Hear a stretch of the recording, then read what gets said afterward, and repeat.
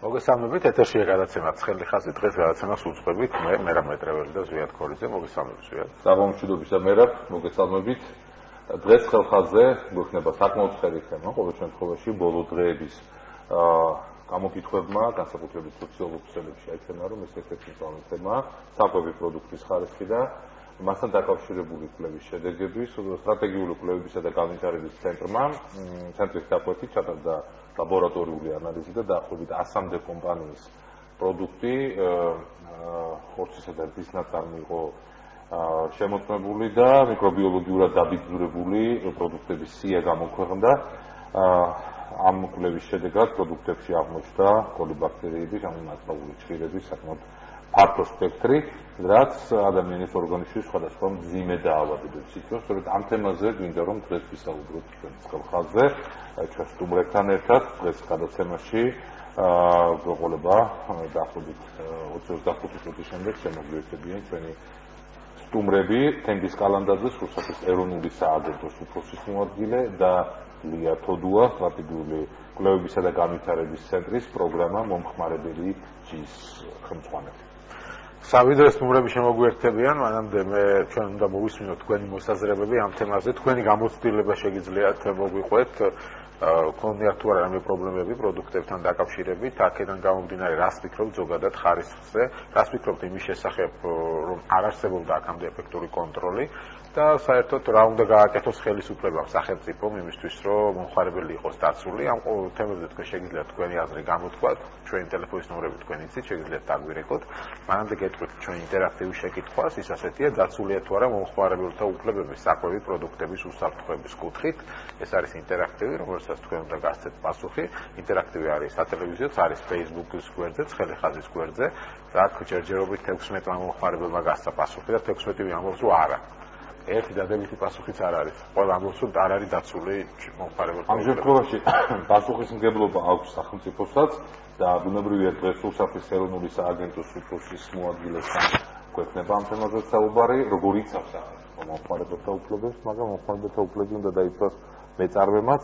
რამდენიმე მეწარმე დღეს ჩვენ სიუჟეტში თქვა ჩაწერილი და ამ სიუჟეტს ცოტა მოგვიანებით შემოგთავაზებ. მაგრამ ალბათ ეს არ უნდა გადაინაწილოს ფუნქცია, ხა მეწარმემ გამოუშვას პროდუქტი, რომლის მიმართაც საზოგადოების, აი იმ ჯგუფის, რომელიც ახლა Facebook-ის ცხელი ხაზის გვერდზეა შემოსული და 100%-ით ამბობს, რომ არ ენდობა საკვები პროდუქტის ხარისხს და აქვს ეჭვი, რომ ეს საკვები პროდუქტი მას მოწამლავს. ბუნებრივია, მეწარმემ უნდა იფიქროს, რომ ეს ეჭვი გაუქმეს ჩვენს მომხმარებელს და ამ ისეთი პროდუქტი უნდა იყოს, რომლის მიმართაც არ იქნება უნდობლობა. დიახ, გასაგებია, თუმცა უნდობლობას ძირითადად განაპირობებს ცნობა იმის შესახებ, რომ არ არსებობს ეფექტური კონტროლის მექანიზმი. ეს გავრცელებული ინფორმაცია, რომ არ არსებობს ეფექტური კონტროლის მექანიზმი, სწორედ წარმოშობს იმ გასცდას, რომ შესაბამისად მეწარმეები თავს აძლევენ იმის უფლებას, რომ კარგად არ აკონტროლონ საკუთარი საქონელი. ბუნებრივია, ეხლა ჩვენ ყველა ფირმაზე, ყველა საწარმოზე ამას ვერ ვიტყვით, მაგრამ აქ ჩამოთვლილია საკმაოდ ცნობილი ფირმები, ჩვენ სიუჟეტშიც ნახავთ თქვენ მე ჩამოვთვლე რამდენიმეს, კორიდა მაგალითად პოლიბაქტერიები დაბინძურებული აღმოჩნდა. ამ კვლევის მიხედვით კორიდა სოსისი დიდ დიღომში შეძენილი, ვაკის სოსისი იოლის გასტრონომიდან, ვაკის მოხარშული ძეხვის საექიმო, ასევე საფირმო მაღაზიიდან, სოსისი თბილისური, ვარკეთილი სამის მიკრორესტორანი, ვაკის სოსისი საბავშვო, ნიკორა შებოლილი სკუმბრია, ვაკუმ შეფუთვაში დაბინძურებულია, ცივად შებოლილი სათალი მასლიანკა მაღაზია აკვარიუმიდან, მითანა სივერიის სოსისი და ასე შემდეგ. სია არის საკმაოდ გრძელი, ასამდე სახეობის საკვები პროდუქტი არის იმ სიაში, რომელიც ამ სტრატეგიული კვლევებისა და განვითარების ცენტრის ანალიზით გაიგო. დიახ, ცალკე არის კიდევ რძის პროდუქტებზე საუბარი, იმის შესახებ, რომ ფაქტობრივად მომხმარებელს ატყუებენ, როდესაც ამბობენ, რომ არის კარაქის სინამდვილეში კარაქი არ არის, არის არაჟანი და სინამდვილეში არაჟანი არ არის და ასე შემდეგ. ამაზე უფრო დეტალურად ჩვენი სტუმრები საუბრებენ. მანამდე ბუნებრივია თქვენი აზრი არის საინტერესო, ამიტომ დაგვირეკეთ. 2-922-115 არის ჩვენი ცხელი ხაზის ნომერი და ხოთ არის მაყურებელი ხო? კი ბატონო, მოდით მოვუსმინოთ პირველ მაყურებელს, გამარჯობა გისმენთ. გესმით ჩემ? გამარჯობა. დიახ, გამარჯობა. ამ საქმეში სახედური კაცი ვეტერანი გირეკა. კი ბატონო, თუ შეიძლება ცოტა ხმამაღლა? რაშია შვილოსაფეც რომ მოვიდა ეს ხელისუფლება იმთავითვე კონტროლი მოშალა ყველა. როდესაც ამოვიდა ეს ხელისუფლება რომელს გულისხმობდა რა? მიშა სააკაშვილის ხელისუფლება. ის ხელისუფლება აღარ არის უკვე. არა მარტო პროდუქტების შენახვა. არა მარტო სხვა დანარჩენი რაც კი გამოდის მაღაზიებში თქვენ არიცით არა მარტო შენახვის წესი არიციან არამედ რა პროდუქტი მოდის მაღაზიაში. მე მაღაზი სამქრომდი სადაც ამუშავებენ რა ხორცი მიდის. აი თქვენ წაიგითხეთ ახლა. ადრე წეული კომუნისტების დროს წყალებში იქ თქვენ არიცით რამდენი მაკონტროლებული ორგანო იყო. აი ახლა როგორ ხშირია თუმცა მაინც იწამლებოდა მაშინ ხალხი. იწამლებოდა, მაგრამ ასე მასიურად არა. როგორც ახლა არის. მახსოვს სკოლაშიც კი იწამლებოდნენ. რასაკვირველია. მაგრამ იყო თუ არა მაშინ ეს მაკონტროლებელი ორგანოები კორუფციის წყარო? იყო, მაგრამ ესე არა როგორც ახლა. ესე როა დღეს რო არის მაკონტროლებელი. არსებულია ხონახეთ კაცო, დაუკანონა. შრომის კანონთა კოდექსში მუხლი იყო, რომ არ შეეძლო დამსაქმებელი თვის მიეცა დახასიათება. რატო გაათავისუფლა? ეხლა შემოაქვთ ხო, მადლობა ღმერთს რომ ასწორებენ. კონტროლი როგორ შეიძლება მოიშალოს პროდუქტების სუსაქის წარმოებას დღეს? არაფერი არ კეთდება დღეს. და ამიტომ ეს მიგვიყავს კატასტროფამდე. თქვენ არიცით ამის უკან რამხელა უბედურება იმალება. კი ბატონო, გასაგებია თქვენი მოსაზრება. მადლობა ზარი. ეს იმისთვის რომ გამოთქვით თქვენი მოსაზრება, შეგახსენებთ ჩვენ საუბრობთ პროდუქტების დაბინძურების შესახებ, შეგახსენებთ რომ ჩატარდა კვლევა და ბევრი პროდუქტში აღმოჩნდა ნაცვლად ჭირები, პოლიბაქტერიები და ასე შემდეგ. სხვათა შორის კომპანიებს ბევრი კომპანიის პასუხი, რომელსაც ჩვენ სიუჟეტით მოვისმენთ, რომელსაც ნახავთ, არის ასეთი, რომ ეს პროდუქცია დაბინძურდა მაღაზიაში შენახვის უდი პირობების გამო. ისინი ამბობენ, რომ ჩვენ კი არ გამოუშვით ჭირებით, არამედ მაღაზიამ არ დაიცვა შენახვის წესებით, მათი ვარში კარგად არ შეინახა და ასე შემდეგ და ამიტომ დაბინძურდა. ბევრი ამბობს, რომ თუ რამე ინფო მიაქცევენ ყურადღებას ასე შემდეგ. ნახავთ ამ ყველაფერს, მანამდე ჩვენ კიდევ შეგვიძლია მაყურებელს მოусმინოთ გამარჯობა გისმენთ. გისმენთ თქვენ ეთერში ხართ. მოგესალმებით. გამარჯვებისად. გამარჯობა. კონტროლიო წინა რესპონდენტი რომ ამბობდა, კონტროლი აუცილებელია. თქვენც სწორად შენიშნეთ, რომ არის იმის საფრთხე, რომ ეს კორუფციის ის გახდეს. ნუ რა თქმა უნდა, მაგრამ უკეთესობისკენ მივდივართ, ხო, იმედი გვაქვს, ხო, ესე იგი ჩვენ ველოდებით უკეთეს კონტროლს ძალებში, ანუ ხუმრობით აუცილებლად აქ უნდა მიექცეს ყურადღება. ახლა კი უშუალოდ რა მანერვიულებს და რა მაწუხებს. ტელევიზიით ყოველთვის რეგულარულად კი ამბობენ სულ ლაპარაკია, რომ რაღაც 100 პროდუქტია, რომელიც დასნებოვნებული კი არა საშიშიათ სიცოცხლისთვის, არა მხოლოდ ჯანმრთელობისთვის. შევხვდით კონკრეტულად, არის დის ნაწარმი. არც გემრიელია, თანაც ამბობენ, რომ წაწედა აქვს და ნატურალურიაო. ნატურალურია, ესე იგი არ შეესაბამება გემო არ აქვს ისეთი. ხო, ეს დის ნაწარმი. სოსისი, ძეხვი, ეს ხო ლაპარაკი ზედმეტია, გვაშვა კი არა დიდისთვისაა საშიში. პურის გემო არ აქვს, სუნი არ აქვს, სურნელი პურის შეხებილი როა ბევრს ისედაც ეთყობა, ну რაღაც ერთეულებია, რომელიც შეიძლება შეჭამსკათვა.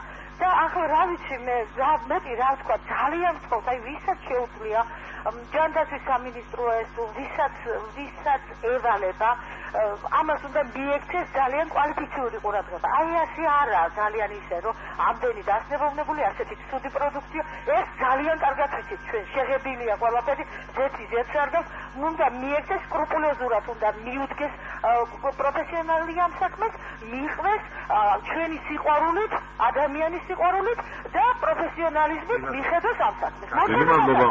გასაგებია, დიდი მადლობა. გაიხარე, გენერალ. რომ გამოჩვით თქვენ მოსაზრება. შეგახსენებთ ინტერაქტიული შეკითხვა არის ასეთი, დაცულია თუ არა მომხმარებელთა უფლებების საკვები პროდუქტების უსაფრთხოების კუთხით, შეგიძლიათ ამ საკითხზე გამოთქვა თქვენი მოსაზრება.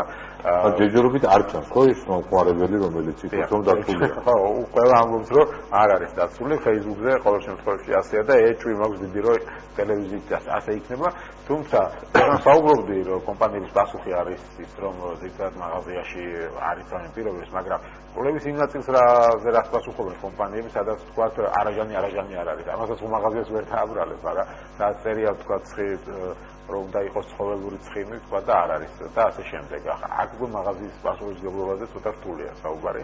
ამიტომ საინტერესოა სიუჟეტს ვნახავთ ჩვენ აუცილებლად საინტერესო იქნება სტუმრებთან საუბარი ჩვენ როგორც გითხარით ვეყოლება ხელისუფლების წარმომადგენელიც უბრალოდ სურსათის სააგენტოს პროცესის მოადგილე ასევე კვლევის ერთ-ერთი ავტორი და უფრო დეტალურად ვისაუბრებთ ამ თემებზე მანამდე კი თქვენს მოსაზრებებს მოვისმენთ კიდევ ერთ მაყურებელს მიცეთ საშუალება მე რა გამოტყვა თავისი მოსაზრება 2922 1015 ხელი ხაზის ნომერი ეთერში ხართ საღამოშიდობისა ესეთი წინააღმდეგობის მითხრა შემოვიდა აქცილება კიდევ ერთი ესეთი მაკონტროლებელი ორგანო რო უნდა არსებობდეს ეს ხალხა მაგრამ ხომ შეიძლება აი ეს სიები აი პროდუქციის სიები იმ მაღაზიების ყოველ დღე აი ეთერში იყოს ნათქვამი ჩამონათვალი რომ ჩვენ ვიცოდეთ მე აღარ წავალ და აღარ ვიყიდი კონკრეტულად აი იქ სოსის იმ რძის ნაწარმს იმ რაღაცას და აქ ამითი ჩვენ ვაიძულებთ იმ კომპანიას ვინც აწარმოებს იმ მაღაზიას თუნდაც ვაბრალებენ ვითომ მაღაზიაში არ ინახება მაცივარში ან რაღაცა მსგავსი და ნელა-ნელა ეს ერთმანეთს შეუწყოთ ხელი და ვასწავლოთ ერთმანეთს პატიოსანი მუშაობა, წესიერი მუშაობა, გაკონტროლება იმ პროდუქტის, იმ ხორცის დღეს იყო ისეთი საშინელი რაღაცა ტელევიზორში თურმე საერთოდ ძროხის ხორცს ვინმე თუ ჭავს ამ ბოლო დროს გაცმა არის ეს ჯორი, ცხენი და რაღაცა არ ვიცი ყველანაირი ოთხფეხა ცხოველი იმიტომ რომ თუ არ ესწრება იქ ყასაბს აი ვეტერინარი არიციან უბრალოდ რა ხორცია შეიძლება ჭაობიდან ამოყვანილი მკვდარი საქონელი იყოს აი ეს აი რო გამოაცხადოთ რომელი კონკრეტულად რომელი პროდუქციაში იყო ის რაღაცა მომწავლელი ნივთიერება რომელ მაღაზიაში არ შევალ იმ მაღაზიაში არ ვიყიდი იმ სორტის ან იმ რძეს ხო შეიძლება ესე არ ვიცი ეს რამდენად შესაძლებელია ასეთი რამ ბუნებრივია სულსათის ეროვნული სააგენტო იმისთვის არსებობს რომ ამ ყველაფრის შესახებ ინფორმაცია მიაწოდოს მომხმარებლებს დიახ გისმენთ დიდი მადლობა გაითიშა შეგახსენებთ ჩვენ საუბრობთ სულსათის უნებლობის შესახებ ველი თქვენს ზარებს თქვენს მოსაზრებებს შემდეგ კი მოგასვენებთ სტუმრების კომპეტენტურას თუმცა მე აი ამ კვლევამ აი ჩვენ კიდევ მეორე უკიდურესობას რომელიც აი ამ თვითონ ჩანს კიდევ ჩვენი Facebook-ის ხელხაზის ინტერაქტივზეც რომ პრაქტიკულად არ აღმოჩნდა ესეთი მოხმარებელი რომელიც ითქვას რომ მათი უფლებები დაცულია ანუ ალბათ სტუმრებთან გვექნება ამაზეც საუბარი რომ შეიძლება ასეთი ტიპის კვლევებმა ან ასეთმა პრომოუშენმა ასეთმა წარდგენამ შეიძლება საერთოდაც დიდი დარტყმა მიაყენოს თუნდაც იმ პროდუქციის წარმოებელს რომელიც იცავს აი ამ ნორმებს და რომლის პროდუქციის არის ვარგისი ხო ამისთვისაც სტარდება ეს კვლევები რომ ის კონკრეტული კომპანიებია დასახელებულია ვისი პროდუქცია იყო ვარგისი, ვისი იყო ვარგისი. თუმცა ვარგისზე იშვიათად კეთდება აქცენტი. ხო, ვარგისი არ კეთდება, ამიტომ არის სახის მნიშვნელოვანი. ხო, ვარგისი ჩვენს სტუმარს ვინც კვლევა ჩაატარა, ბუნებრივია ამის შესახებაც ვკითხავთ. ჩვენ მაყურებელს ვესალმები კიდევ ერთ გამარჯობა გისმენთ. მოგესალმებით. საღამოშიდობისა. ცოტა ხმა დიდი მადლობელი ვარ რომ ამ თემაზე საერთოდ საუბარი გამართეს და მე მინდა ქართველ ეს ყველა იმ მოვაჭრეს არის თუ სასაცილო ობიექტების პატრონებს თხოვო და მოუწოდო თუ კი ეს დაბინძურებული პროდუქტი არის ადამიანის ჯანმრთელობისათვის მამე ეს ხომ ფაქტიურად მკვლელობის ტოლფასი ხალხო აი ძალიან გეხვეწებით ეს ხომ არის მაინც მკვლელობის ტოლფასი თუ კი ის ჯანმრთელობას შეურყევს ადამიანს არა და თქვით რომ ეს გაითვალისწინოთ თუ კი ამას გაითვალისწინებენ მე მგონი ნაწილობრივ მაინც მოგვარდება ეს საშინელი პრობლემა დიდი მადლობა კარგი დიდი მადლობა იმისთვის რომ გამოხატეთ თქვენი მოსაზრება თქვენ შეგიძლიათ ასევე მიიღოთ მონაწილეობა ჩვენს ინტერაქტივში მე შეგახსენებთ ინტერაქტივის შეკითხვას ეს ასეთია და სრულიად თუ არა მომხმარებელთა უფლებების საკვები პროდუქტების უსაფრთხოების კუთხით სხვათა შორის არგუმენტი იმისი რის გამოც გააუქმათ მე ხელისუფლებამ ფაქტობრივად გააუქმარა შეასუსტა კონტროლი ფაქტობრივად სააგენტო არსებობდა ამ შესახებ დეტალურად გვესაუბრებს სტუმართან მაგრამ სააგენტო არსებობდა და მაგრამ ფაქტობრივად ის ფუნქცია რაც უნდა ქონოდა და შეესრულებინა ეს ფუნქცია ფაქტობრივად მას არ ქონდა აქედან გამის მაგრამ ამას ხდიდა ხელისუფლება იმით რომ ეს იყო ერთი მხრივ ეს იყო კორუფციული მანქანა მეორე მხრივ კიდევ ეს იყო ხელშეწყობა ბიზნესის განვითარებისათვის რომ მათ ზედმეტი მაკონტროლებელი ორგანო არ ყოლოდა და თავად უნდა ეკონტროლებინათ საკუთარი წარმოება, მაგრამ ამდენად აკონტროლებს თავად ბიზნესი საკუთარ წარმოებას, ეს კიდევ უფრო სხვა თემა არის. აქვს თუ არა მას იმის ნება, რომ თავად გააკონტროლოს საკუთარი პროდუქცია. ისე რა мотиваცია უნდა კონდეს ეს რომ გააკეთოს? ერთი ის რომ ყავდეს მომხმარებელი და ბევრი გაყიდოს, მაგრამ თუ მას არ აქვს აკონტროლებელი, ერთადერთი შეიძლება ეშინოდეს ასეთი არასამთავრობო ორგანიზაციების, რომლებიც გამოაქვეყნებენ აქციებს. მაგრამ საინტერესოა სტატისტიკა შემდეგ ასეთი სიების გამოაქვეყნების შემდეგ თუ მცირდება მათი მოხმარება იმ ფირმების, რომელიც სახელდება ხოლმე. აი ესეთი კვლევის ჩატარება საინტერესოა, ან მოქმედებს თუ არა მათზე ეს. ანუ არის თუ არა მისთვის მნიშვნელოვანი.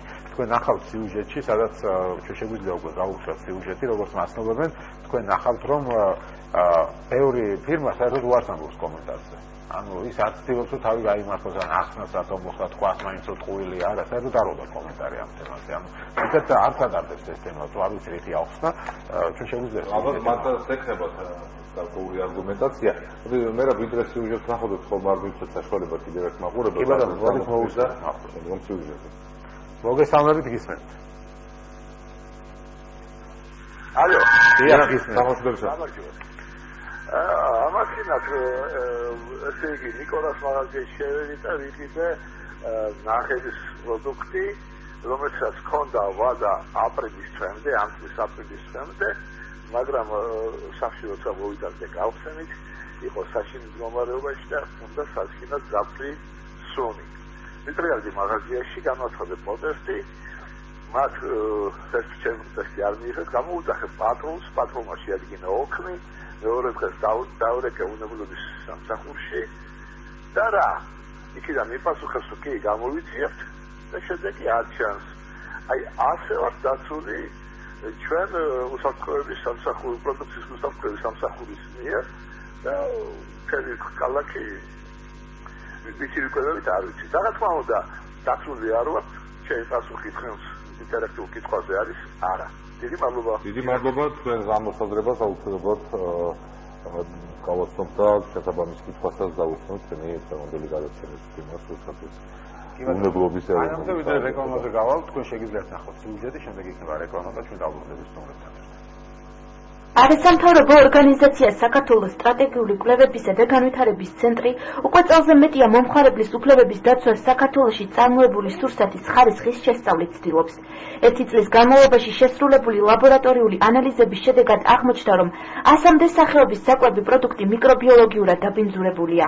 კვლევის შედეგად პროდუქტებში აღმოჩნდა კოლიბაქტერიების, ანუ ნაწლავის ჩხირის ჯგუფის არსებობა, რაც ადამიანის ორგანიზმში სხვადასხვა მძიმე დაავადებების გამოწვევი მიზეზია.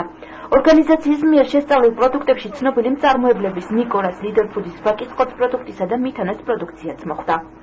კორიდას სოსისი დიდი ღომში დაბინძურებულია კოლიბაქტერიებით. ვაკის სოსისი დაბინძურებულია კოლიბაქტერიებით. ვაკის მოხარშული ძეხვის საექიმო დაბინძურებულია კოლიბაქტერიებით. სოსისი თბილისური დაბინძურებულია კოლიბაქტერიებით. ვაკის სოსისი საბავშვო დაბინძურებულია კოლიბაქტერიებით. ნიკოლას შებოლილის კუმბრია ვაკუუმ შეფუთვაში დაბინძურებულია კოლიბაქტერიებით. მითანას ივერია სოსისი თემკის ახალი უნივერსამიდან დაბინძურებულია კოლიბაქტერიებით. საქართველოს სტრატეგიული კვლევებისა და განვითარების ცენტრმა ქართულ ბაზარზე არსებული არაჟნების ხარისხით შეისწავლა. კვლევის მიხედვით შესწავლილი პროდუქციიდან რძის ცხიმის პროცენტული შემადგენლობით სანტინო, პრეზიდენტი და სოფლის ნობათი ყველაზე სუფთა არაჟანია. როგორც ორგანიზაცია კვლევის შედეგებზე დაყრდნობით აცხადებს, მაღაზიებში წარმოდგენილი ამ კატეგორიის სხვა პროდუქტების სუფთა არაჟანი არ არის.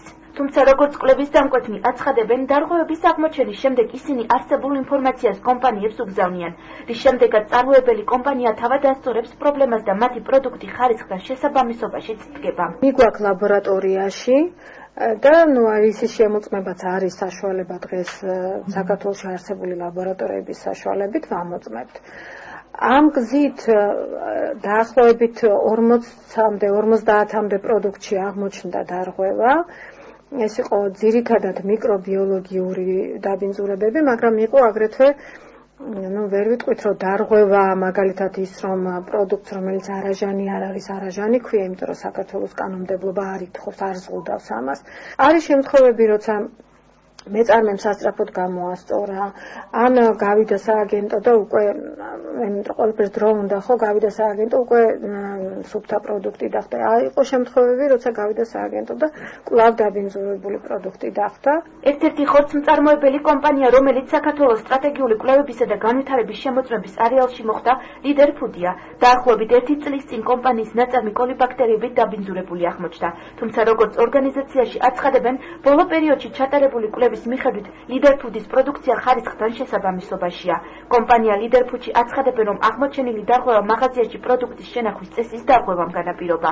როგორც კომპანია ლიდერ ფუდის განვითარების დირექტორი სერგეი ლარიონოვი აცხადებს, მათი პროდუქციის ხარისხს კომპანია მკაცრად აკონტროლებს. პირველ ეტაპზე ჩვენი კომპანიის მიერ წარმოებულ პროდუქციაზე კონტროლი ხორციელდება ლიდერ ფუდის ლაბორატორიაში, რომელიც უშუალოდ საწარმოში მდებარეობს. ამასთან კომპანიას გაფორმებული აქვს ხელშეკრულება დამოუკიდებელ ლაბორატორიებთან, რომლებიც კვირაში ერთხელ ან ორჯერ ლიდერ ფუდის მზა პროდუქციას უკვე სარეალიზაციოდ გაშვებული სუპერმარკეტიდან იღებენ. უსაფრთხო პროდუქცია ჩვენი კომპანიის მთავარი სტრატეგიაა. მომხმარებელთა უფლებების დაცვის პროგრამის კოორდინატორის ლია თოდუას განცხადებით, უმთავრესი პრობლემა, რომელიც დღეს მომხმარებლის წინაშე დგას, არსებული კანონმდებლობაა. არ არის მკაფიო კანონმდებლობა იმ მიმართულებით, რომ თუ ეს გრძელდება, ანუ მავნე პროდუქტი ხდება გასაყიდად ბაზარზე.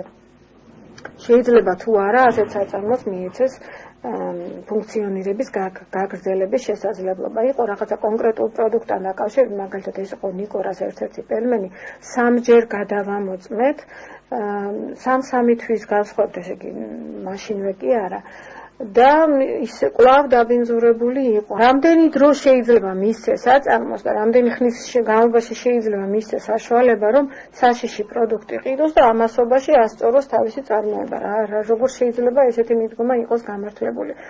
ეს კი ფაქტიურად სად გადის ეს ზღვარი, ბალანსი როგორ უნდა დავიჭიროთ მეწარმის და მომხმარებლის ინტერესებს შორის. ჩვენ მეგაჩნია, რომ მომხმარებლის ჯანმრთელობის უსაფრთხოება გაცილებით მნიშვნელოვანია, ვიდრე ნებისმიერი მეწარმის შემოსავალი. როგორც სურსათის ეროვნულ სააგენტოში აცხადებენ, სახელმწიფოს ხარისხის კონტროლის რამდენიმე მექანიზმი არსებობს, თუმცა მომხმარებელთა უფლებების გაუმჯობესებისათვის სურსათის ეროვნულ სააგენტოში ახალი საკანონმდებლო ინიციატივა მუშავდება. ამჟამად მოქმედ კანონმდებლობაში მზადდება ცვლილებების პროექტი, ცვლილების პაკეტი, რომელიც უზრუნველყოფს უფრო მაღალი ხარისხით მომხმარებელთა ინტერესების დაცვას და ასევე სახელმწიფო კონტროლის მექანიზმი იქნება უფრო ეფექტური და შედეგის მომთანი. რაც შეეხება სურსათის ეროვნული სააგენტოსთვის მომხმარებელთა ინფორმაციების მოწოდებას, ამ ინფორმაციების საფუძველზე ქმედების განხორციელებას სურსათის ეროვნული სააგენტო სახელმწიფო კონტროლს ახორციელებს რისკის შეფასების საფუძველზე. ზუსტად მომხმარებელთა მიერ მოწოდებული ინფორმაცია ერთ-ერთი მნიშვნელოვანი კომპონენტი არის რისკის შეფასებისას. ცხელი ხაზის გადამხებმა ჯგუფმა კომენტარისთვის კვლევაში დასახელებულ სხვა კომპანიებთანაც სცადა დაკავშირება. ზოგიერთმა მათგანმა სატელეფონო ზარზე არ გვიპასუხა. კომპანია ვაკის ხორცპროდუქტმა კი თანხმობის მიუხედავად საბოლოოდ კომენტარზე უარი თქვა.